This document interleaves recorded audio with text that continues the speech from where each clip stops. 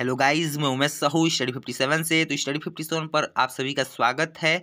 तो आज की इस वीडियो में हम जो 2009 में जो आया था सुपरवाइजर के लिए, है ना, उसमें जो भी प्रश्न आए थे, है ना, जो भी कार्यक्रम योजनाएं थी उस समय उनसे संबंधित बहुत प्रकार के क्वेश्चन आए थे, है ना।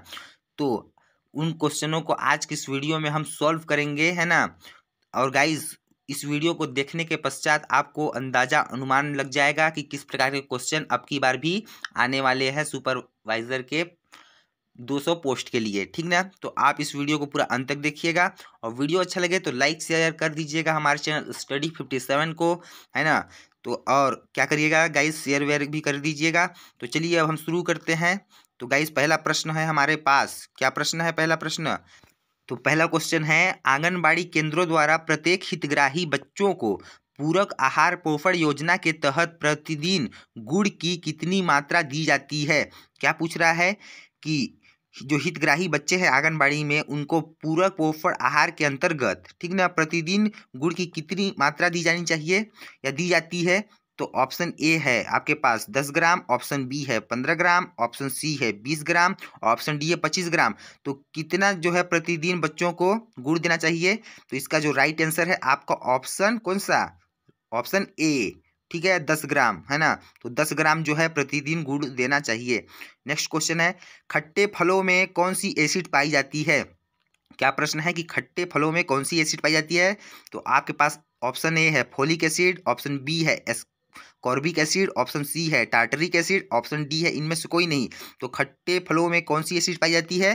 तो जल्दी बताइए कमेंट्स करके। तो इसका जो राइट आंसर है आपका ऑप्शन कौन सा? बी, एस्कॉर्बिक एसिड, ठीक ना। तो खट्टे फलों में कौन सी एसिड पाई जाती है? एसिड की बात कर रहा है, तो कौन सा? एस्कॉर्बिक एसिड, ठीक है। नेक्स्ट क्वेश्चन, किस उम्र तक की महिलाओं को आंगनबाड़ी केंद्रों को हितग्राही सेवा का लाभ मिलता है ना। क्या पूछ रहा है कि किस उम्र की जो महिलाएं होती हैं उनको आंगनबाड़ी केंद्रों में हितग्राही सेवा का लाभ मिलता है? तो आपके पास ऑप्शन ए है 40 वर्ष, ऑप्शन बी है 42 वर्ष, ऑप्शन सी है 45 वर्ष, ऑप्शन डी है 50 वर्ष। तो कितने उम्र के हितग्राही को सेवा का लाभ मिलता है? तो आपके पास का जो राइट आंसर है वो कौन सा है? ऑप्शन कौन सा? ऑप्शन सी, 45 वर्ष, ठीक है, 45 वर्ष की महिलाओं को मिलता है। नेक्स्ट क्वेश्चन अब हम देखेंगे, है ना। किसी सहायक बाल विकास परियोजना अधिकारी को, है ना, प्रतिमाह कम से कम कितने दिन का दौरा करना पड़ता है? क्या पूछ रहा है? किसी सहायक बाल विकास परियोजना अधिकारी को, है ना, प्रतिमाह कम से कम कितने दिनों का दौरा करना पड़ता है? तो आपके पास ऑप्शन ए है 10 दिन, ऑप्शन बी है 12 दिन, ऑप्शन सी है 15 दिन, ऑप्शन डी है 18 दिन। तो कितने दिन मत का दौरा करना पड़ता है? जल्दी बताइए कमेंट्स करके, जल्दी से।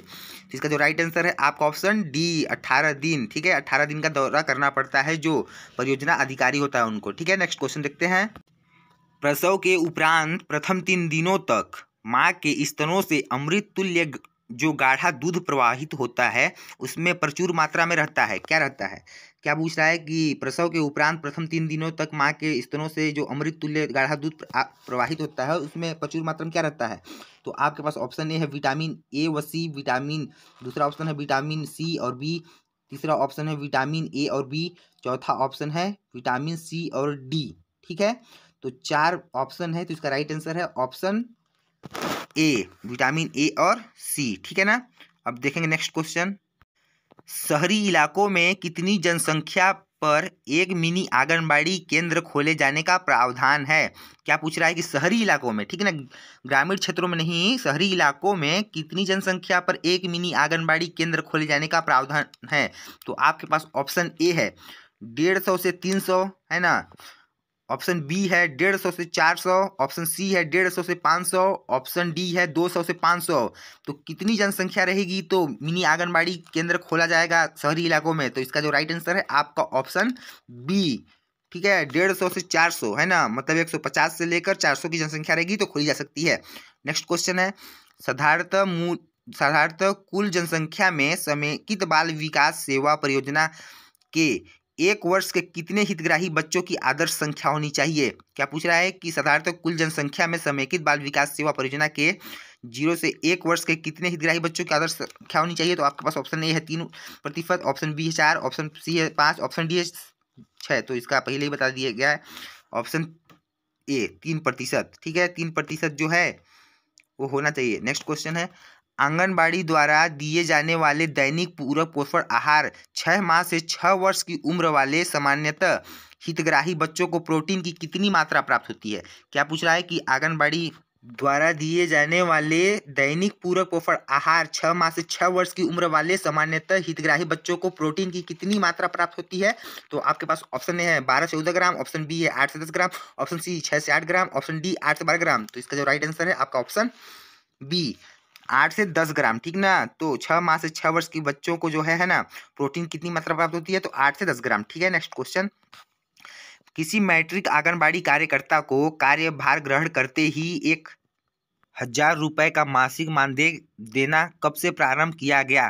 क्या बोल रहा है, किसी मैट्रिक आंगनबाड़ी कार्यकर्ता को कार्यभार ग्रहण करते ही 1,000 रुपए का मासिक मानदेय कब देना प्रारंभ हुआ? तो आपके पास ऑप्शन ए है 19 फरवरी 2003 से, ऑप्शन बी 1 अप्रैल 2002 से, ऑप्शन सी 1 अप्रैल 2002 से, ऑप्शन डी 16 मई 1995 से। तो इसका राइट आंसर है ऑप्शन बी 1 अप्रैल 2002 से जो है मानदेय देना प्रारंभ हुआ, ठीक है। नेक्स्ट क्वेश्चन, आंगनबाड़ी केंद्रों द्वारा निम्न में से किसका पंजीयन किया जाता है?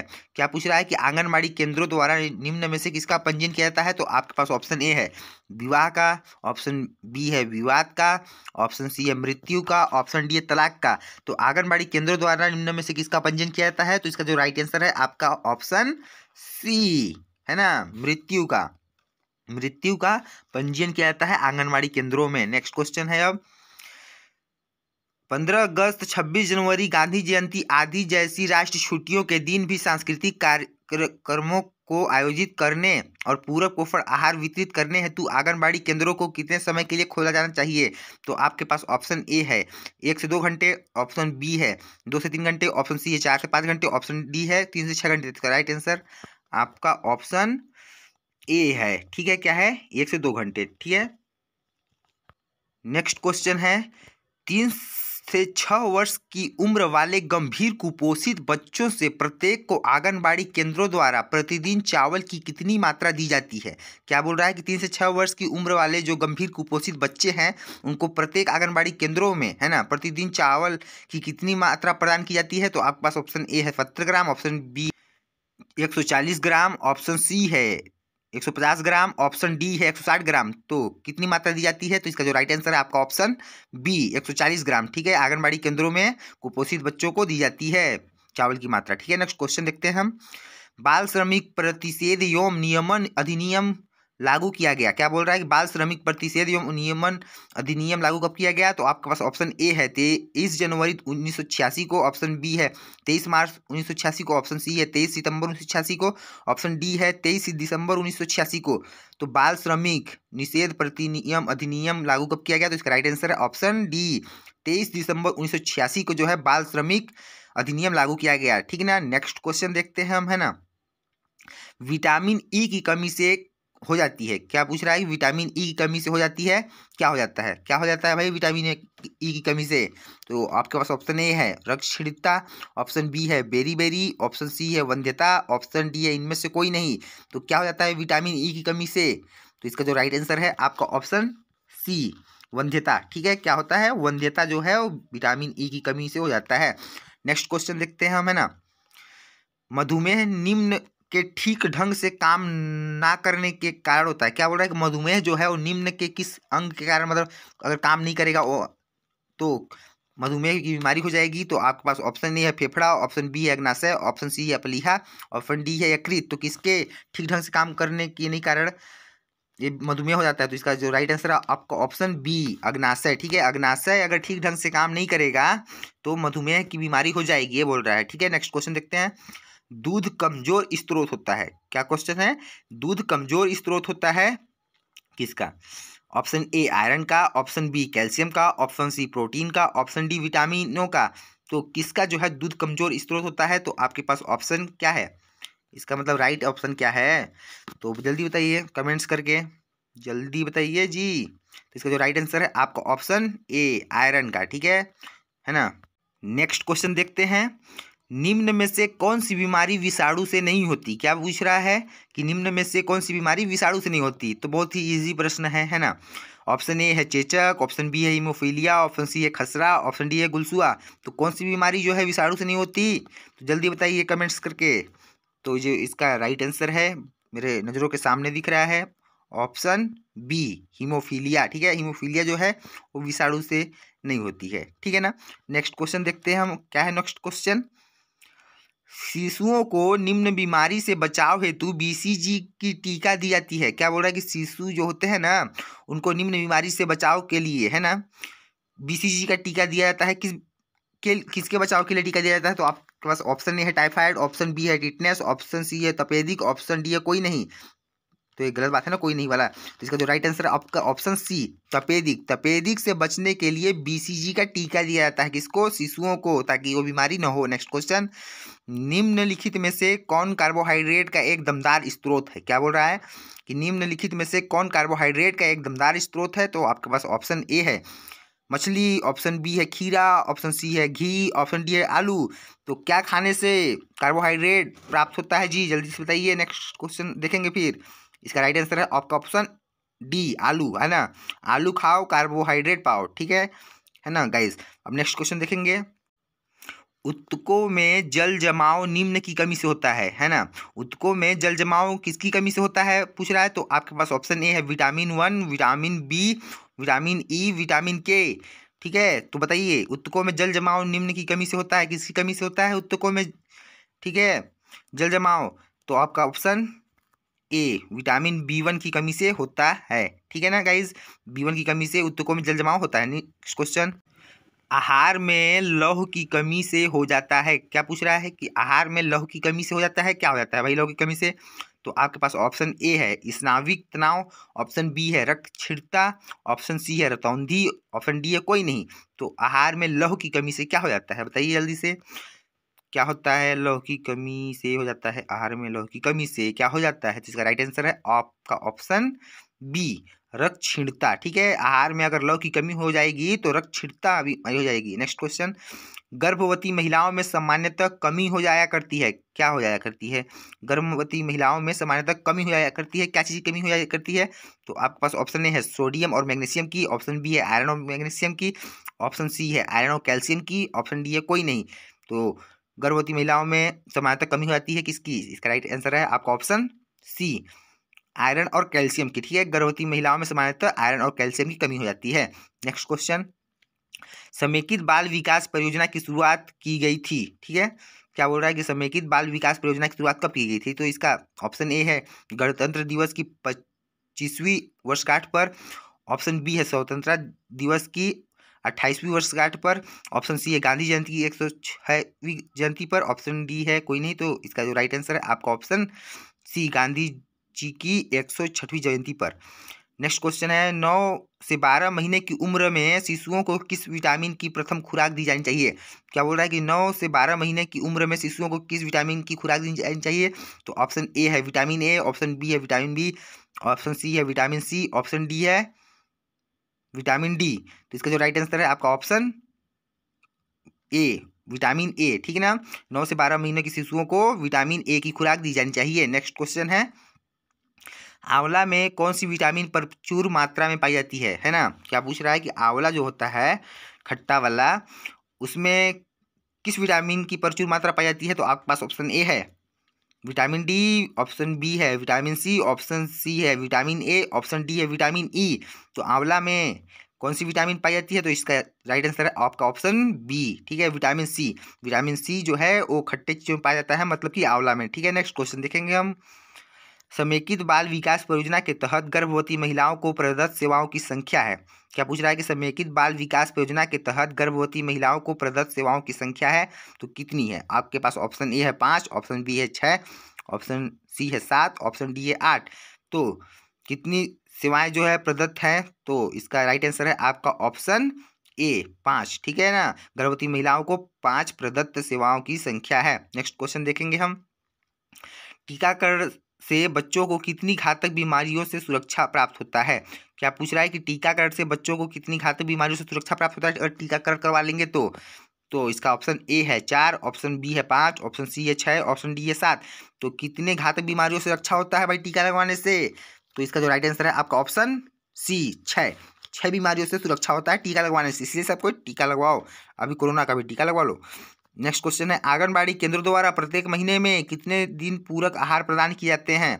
आंगनबाड़ी केंद्रों द्वारा प्रत्येक महीने में कितने दिन पूरक आहार प्रदान किए जाते हैं, है ना? तो आपके पास ऑप्शन ए है 27 दिन, ऑप्शन बी है 26 दिन, ऑप्शन सी है 25 दिन, ऑप्शन डी है 24 दिन। तो आंगनबाड़ी केंद्रों द्वारा प्रत्येक महीने में कितने दिन पूरक आहार प्रदान किए जाते हैं?